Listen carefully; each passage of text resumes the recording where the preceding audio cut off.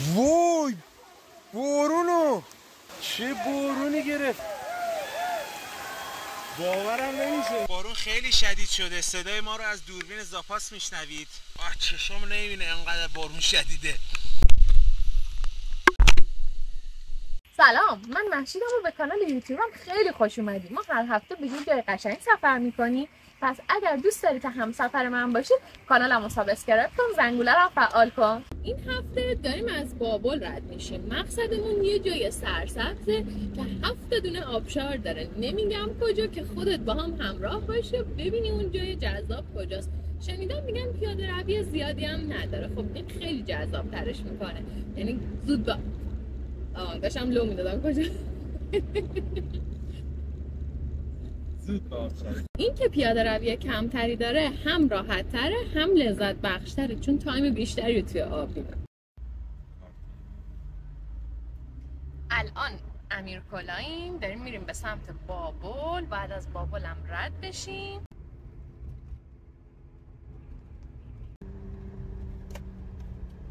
ما بابل رو رد کردیم، داریم از منطقه های محلی عبور میکنیم، مثل بسچفت و درزی محله. و اینکه چون که مازندران منطقه های حالا شهری و روستایی همه نزدیک به همه، دقت کرده باشین دست انداز زیاد داره. این یه مقدار منو خسته میکنه، کلافه میکنه، حوصله منو سر. شما هم احتمالاً تجربه این دست اندازا رو دارین، همش دست اندازه. خب کم کم دیگه داره جنگل و کوه هم نمایان میشه، یعنی اینکه ما داریم به مقصدمون کم کم نزدیک میشیم.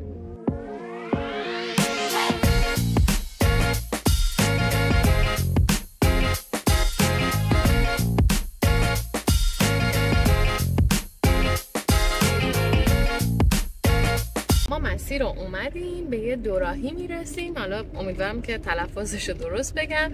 روستای ممرزکن که سمت چپ میریم به سمت آبشار تیرکن. مسیر آبشار تیرکن بی‌نظیره، اصلا میخکوب این طبیعت جذابش میشی. همه چی خوبه، نه پیچ تند داره نه جاده شلوغه، هوام که عالیه، نیاز به کولر نداره. ما داریم لذت میبریم. خب ماشین رو توی پارکینگ پارک کردیم. توی محوطه جنگل قسمت قسمت پارکینگ درست کردن و حالا ورودی میگیرن. ورودش 100 تومن بود، اوکیه، ولی خب برای جنگل به نظرم دیگه ورودی نداشت. حالا مشکلی نیست. خلاصه ما ماشین رو پارک کردیم. یک ساعت و 20 دقیقه طول کشید تا از بابل سر رسیدیم اینجا. بعد الان که یه سوختگیری کردیم، راه افتادیم به سمت آبشار. خب مسیر رو یکم حالت پله درست کردن.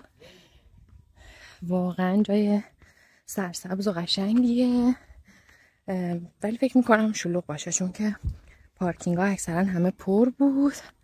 بریم ببینیم که سمت آبشار چجوریه. ولی خب چون که یه جنگل سرسبز و با صفایی داره، خیلی هم توی جنگل نشستن و دارن لذت میبرن. حالا نمیدونم که آبشار چقدر شلوغه.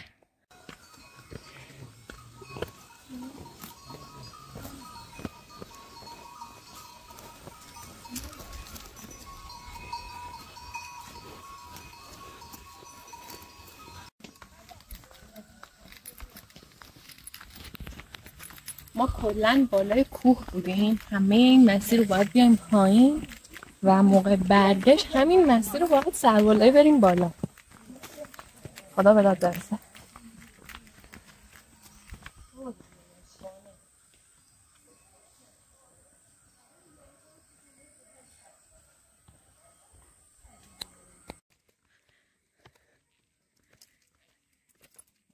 مسیر کوتاهی داریم تا برسیم به آبشار، ولی واقعا مسیر قشنگیه.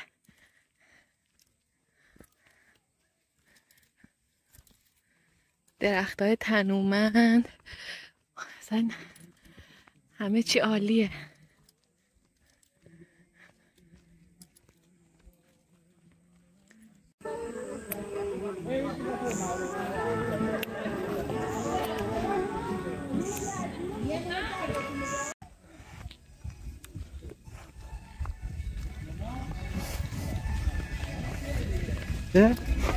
سلام علیکم.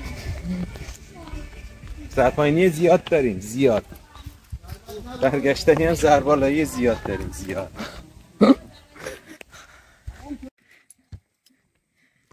مسیر خیلی دلنشینی داره، پر از گاو و کلبه و سرسبزی. قشنگ حس و حال طبیعت رو میتونی بگیری. این احساس خوب رو میخوام به شما هم بدم. اینجا رو ببینین، خیلی قشنگه.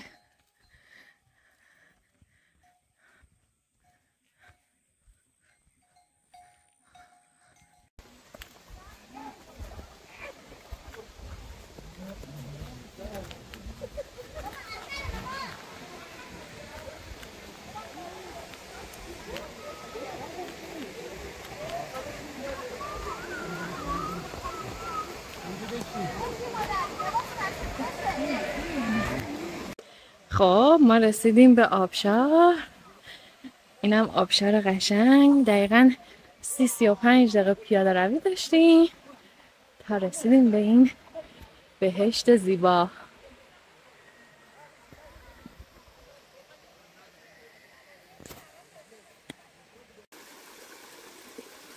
من که باز زدم به دل آب که یه مقدار خنک بشم. اینم بازم از طبیعت قشنگ اینجا.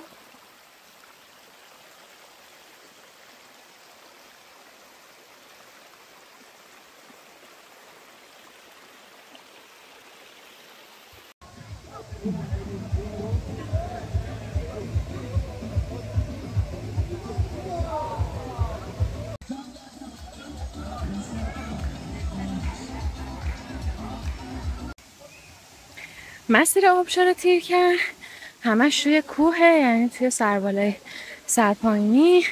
خب نسبت به آبشار نارنجبون که رفته بودیم اون همش پایین توی خود آبشار و مسیر سنگی میرفتی، ولی خب این مسیر کوه همش. اولی که میرسیم به انتهای آبشار یعنی وارد میشیم، به خاطر همین من یه مقدار خورد تو حالم، گفتم که خب آبشاراش همه کوچیکه و نمیشه شنا کرد، ولی خب هرچی جلوتر رفتیم ارتفاع بیشتر شد، حوضچه ها بزرگتر شد. حالا یه دونه آبشار دیگه هم جلوتر هست، یعنی ما مسیر رو میریم ببینم اون یکی آبشاره چجوریه، چون من به شدت دلم آبتنی میخواد. امیدوارم که اونجا دیگه خوب باشه، من بتونم یه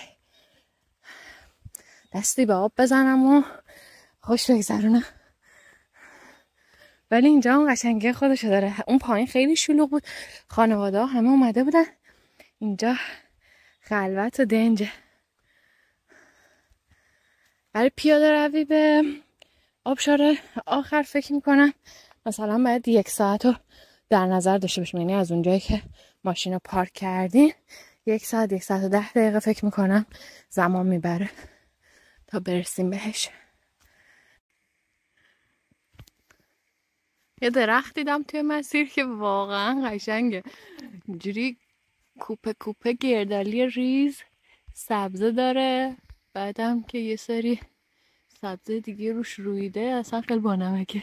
حالا همون چیزی بود که من دنبالش بودم. اینجا دیگه آرامش طبیعت و دنج بودنش دقیقا همونیه که میخواستم. اون پایین خیلی شلوغ بود، حالا خانواده ها و موسیقی و اون حس طبیعت رو نمیداد به آدم، ولی اینجا واقعا دنج قشنگ، بوی جنگل میاد، نسیمی برامون میزد که اصلا جون تازه گرفتیم. خیلی همه چی عالیه اینجا. بریم ببینیم آبشارش میشه آبتنی کنه.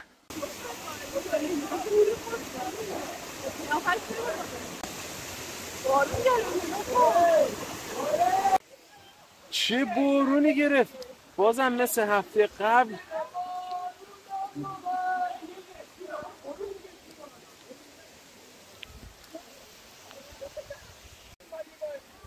یه بارون خیلی شدید، کل برگ درخت‌ها داره میریزه، خیلی شدید شد. پشت سرت هم ببین. باورم نمیشه این بارون. بارون خیلی شدید شده، صدای ما رو از دوربین زاپاس میشنوید و اینکه ما منتظریم که بارون بند بیاد. خب تو این بارون شدید اومدیم آخرین آبشار 7 آبشار تیرکن.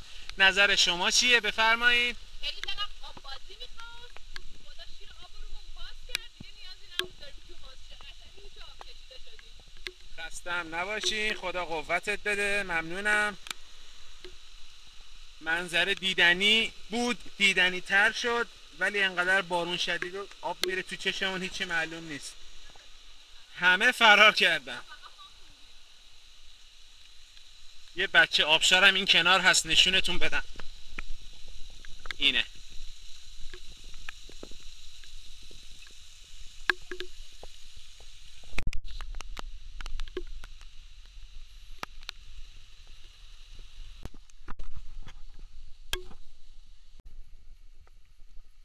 پس از یک پیمایش دلچسب و دلانگیز و پس از یک باران خیلی شدید و دلانگیز و دلانگیز،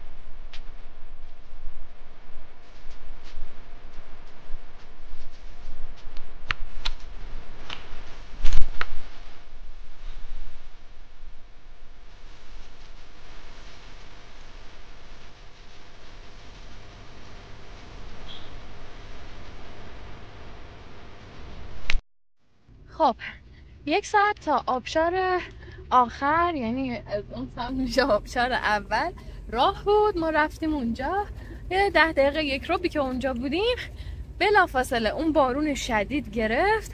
تمام مسیر خب شیب بود، به سمت بالا توی کوه بودیم، سربالایی سرپایینی، گل شد به شدت و اینکه به سختی همه اومدن، همه کمک هم دیگه کردن که بتونن این مسیر رو رد کنن. خیلی سخت بود ولی خب خدا رو شکر به خیر گذشت، سالم برگشتیم.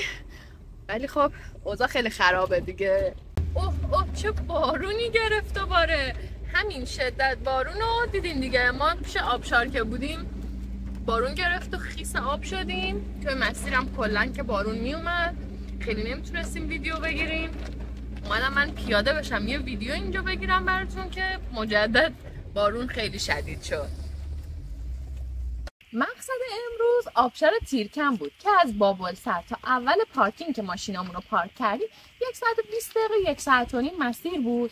به اولین آبشاری که می‌خواستیم برسیم، خب آبشار تیرکن 7 آبشاره، به اولین آبشاری که رسیدیم نیم ساعت پیاده روی کردیم، ولی به اون آبشار اصلیه که می‌خواستیم برسیم بعد 1 ساعت 1 ساعت و 10 دقیقه 1 ساعت رو پیاده روی می‌کردیم. ما رفتیم به اون آبشار اولی هم رسیدیم، اونجا یه بارون خیلی شدید گرفت دیگه، همه فرار کردن. ما یه خورده زیر بارون موندیم و می‌بینیم که من هنوز خیسم، کفشا همه گل. بعد اینکه مسیر خیلی ناهموار شد، خیلی خطرناک بود، چون که ما همش توی کوه بودیم. همه به هم دیگه کمک کردن و اون مسیر رو پشت سر گذاشتن و خدا رو شکر به خیر گذشت.